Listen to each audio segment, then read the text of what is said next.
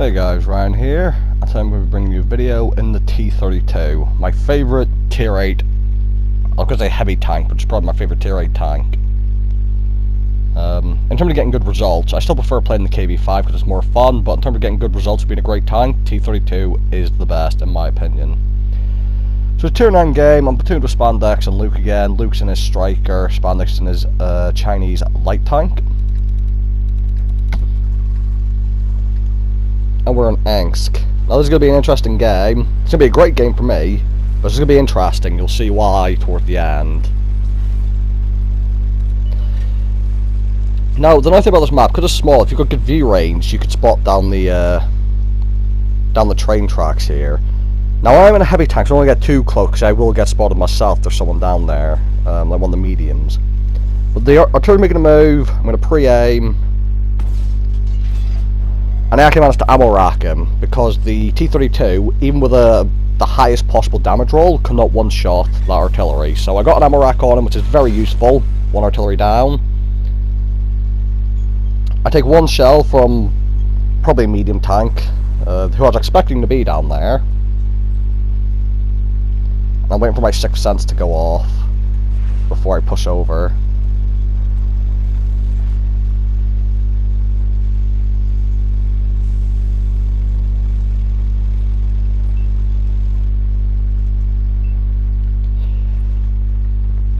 Now there's going to be a very slow game to begin with. They bounce up the Progetto, because I want to sit this corner, but at the same time I am acutely aware of the fact that they still have an artillery, and the most likely place for them to be would be in the corner of the field where they spawned. So you see I'm going to relocate because I don't like sitting on that corner anymore. Now I'm going to side scrape because I've just got a sneaky suspicion down here. 6th sense and target goes off, it tells me I'm right. And there is a standard B waiting there, but thankfully, because I side scrape around the corner, even though he's got the auto reloader, he can't actually pen me. So again, 6th sense and the targeted tool coming in handy for peeking around corners in your heavy tanks, because you don't want to poke round and then get shot in the drive wheel and get perma-tracked. So side scrape around your corners and you can see if there's people there. Now I've got a lot of support here, so I'm going to move forward. I was not expecting the guard to pop out where he did. He picked a very bad time to drive out in front of us all.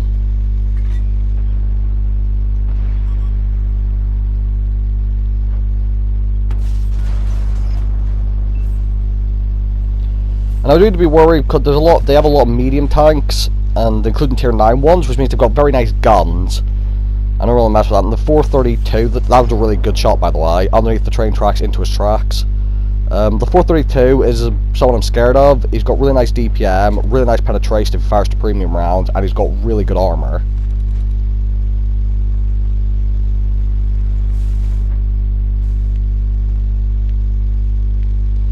So going back, Spandex is currently engaging the Leopard, and doesn't want to pick up the kill on him. And again, I know there was an Ariata Progetto down there, and he's still there in that general direction. Try to get the snaps on the artillery, but the good news is, even though I didn't hit him, I now know where he's at. So I can pick my positions more readily now, knowing which ones are safe and which ones aren't. We're going to shoot me, boldly blows my tracks off. I'm moving forward, try and get behind the cover. A shot presents itself. I don't unfortunately pan him. And now I can see the artillery. I'm just going for the Pascucci's medal.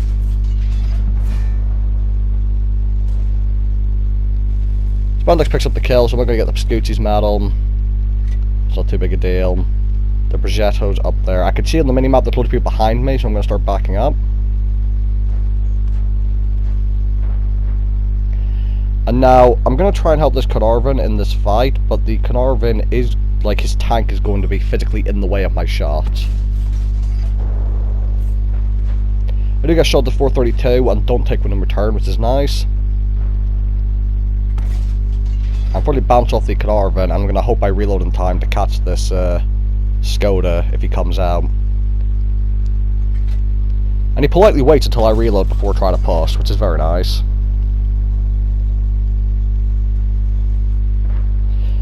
Now T95 still in the corner, I can see in the mini-map. Because he has been spotted. See, I'm waiting for the T50, the Carnarvon shows up. I do manage to snap a shot into him, and now I reach a side-scraping position. But the issue here is the 432 is actually the biggest threat at the moment. Because the Skoda's got on low health, 432 actually has a decent bit of health. And you see, I was trying to get a shot to lower plate there, but I kept having them move to try and aim over the Carnarvon.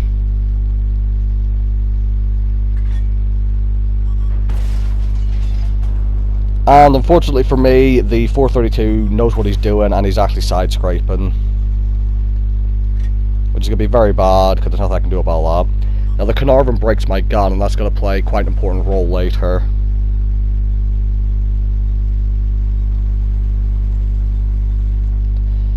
Look at the minimap, there's an E75 driving down the train tracks, who I'm quite worried about.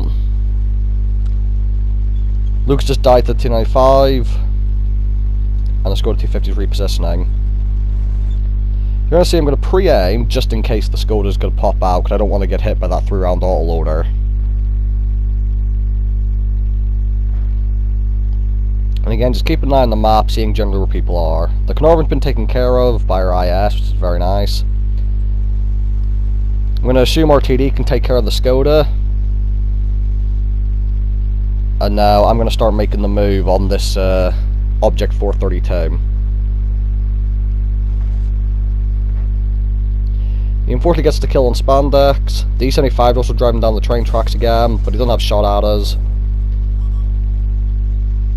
I'm going to try an angle, which I successfully do, and the tracks absorb it. And now I want to go help the Carnarvon, but unfortunately I need to wait till my tracks repair. Now I was struggling to get a shot in the 432, because I couldn't shoot past the Carnarvon earlier. Now the same's going to happen, and what you see me do is I look at the E75 and I see that the 432 is the easier one to kill in terms of hit points, so we're going to try and kill him first, plus the E75 leaving. I can finally get a clear shot, but unfortunately it does come at the cost of the Carnarvon, and now we've got an issue because it's me being E75, and as we all know, the E75 is one of the best tanks in the game. It's got outrageous armour, and unfortunately for me, it's very, very fast. So see, I'm going to try and run around the building to avoid him.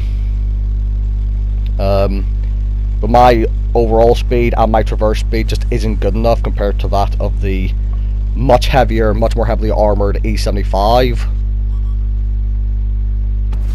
I'm going to have to take the shot, it's all good. And now I'm going to die if he hits me one more time. He can even ram me. I do get the tracking shot. I try to move, but I crash into a wall like an idiot. I'm just trying to run away and hope that the team kill him.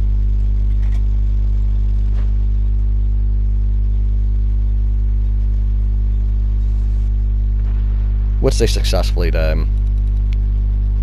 Now it's 3v1. T95 is last spot in the corner. I think we're all one-shots for him. I have a broken gun. Yes, we are indeed all one-shots for him. The team's pinging the corner. Now we could just wait this out and we'll win because we've killed more tanks. Darius is moving forward. I'm going to keep the premium loaded because it's a T95. I'm going to tell him to halt. And he actually says affirmative. Unfortunately, the AT-15 is still intent on moving all the way around. So now all I want to do at this point, and the only thing I want to do, is spot the T95. All I want to know is where he is. Because he's obviously a very slow tank, you don't have a turret. If I just know where he is, it'll make everything easier. I don't actually want the teammates to follow me. Because the reason I'm going for the spot is because an IS doesn't have very good view range, and the AT-15 doesn't have the best view range. I've got really good view range, that's why I'm going for the spot. Or to try and spot.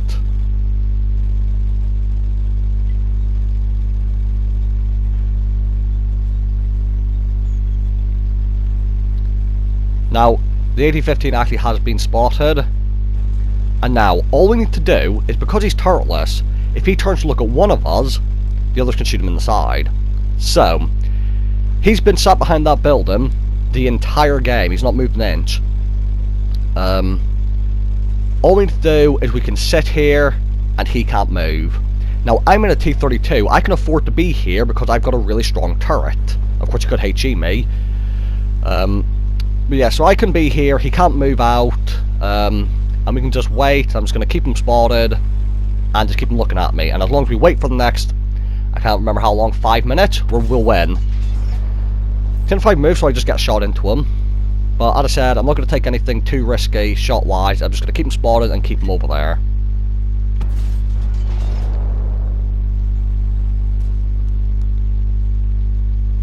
Now, as long as the team don't die, we'll win. But it's going to be a pretty long game at this point. But T95 tactics, I respect the memes of just sitting in a corner with your back to a wall in T95. But don't be that guy who does that. It's not, or at least, I don't imagine it's a very fun way to play World of Tanks. He just fired, so I'm going to try and get the shot in. But obviously, with the broken gun, that's going to be fairly difficult to do. I do manage to get the shot in, but only just. Now the AT-15's coming up.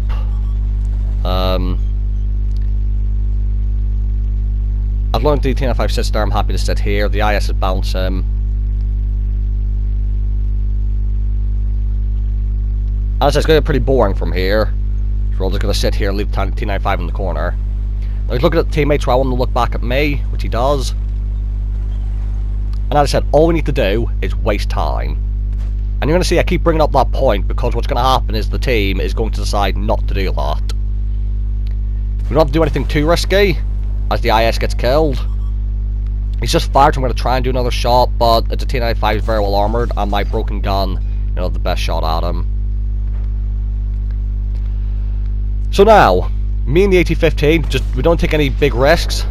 I've looked a bit of my cover, but it's not too big a deal. I've still got this rubble pile in front of me I can go hold down on. All we need to do is survive. So what you're going to see me say is, I'm saying defend this position, and I'm saying that because I want the AT-15 to not move forward. He's going to go forward.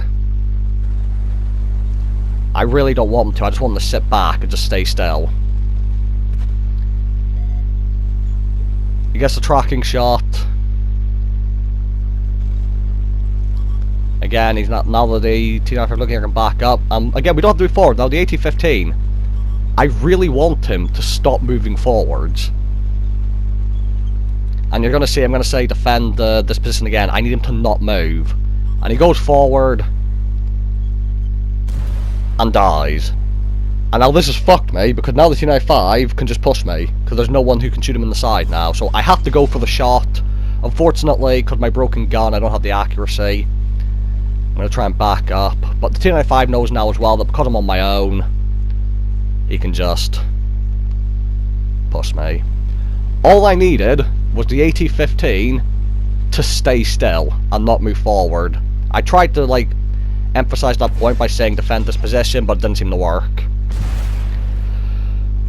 And I died, and the T95, who did fuck all the entire game, manages to win the game. But, you know, with World of Tanks, it's not the person who deserves to win who gets the win. It's just whoever gets the better RNG and luck throughout the entire game. But 5100 damage, 200 assists and 2 kills, 2500 blocked. Even though I lost, it's an ace tanker, high caliber, an excellent game for the marks of excellence. So I wasn't too fussed with it. Nice bit of XP, you know, I was on the losing team. And just overall, a game I'm quite pleased with, just because that got me ever closer to 100% mark of excellence on this tank. So thank you guys for watching. Hope you guys enjoyed the video, and I'll see you all in the next one.